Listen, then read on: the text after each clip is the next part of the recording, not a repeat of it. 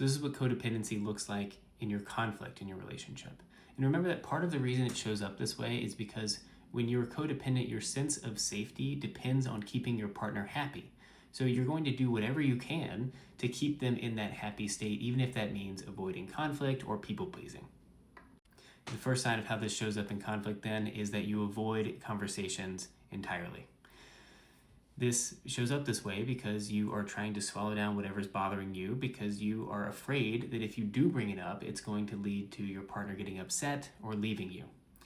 And that feels unbearable to you. So instead, you decide not to say it at all.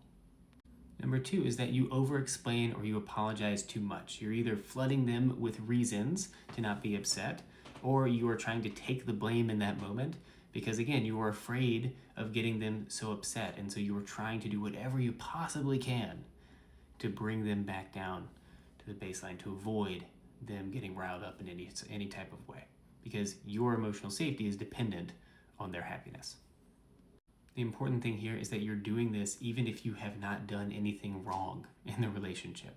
You might take on that blame even if you haven't done anything wrong in the moment, just to keep the peace.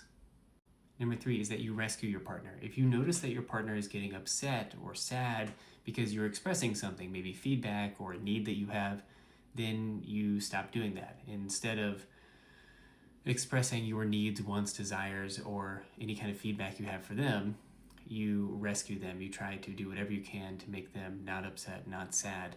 And usually that means retracting whatever you're saying or avoiding expressing yourself entirely. You are trying to manage their feelings instead of expressing your own.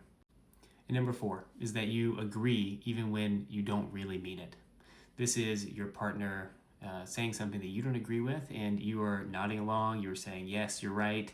You are even sometimes enthusiastically agreeing with them in the moment, even if you don't feel that you actually do agree.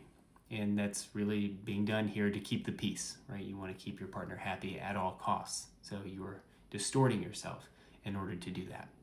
Now keep in mind that all of these things lead eventually to a sense of resentment and discomfort in the relationship. It's not healthy long term, and that's why codependency can be harmful.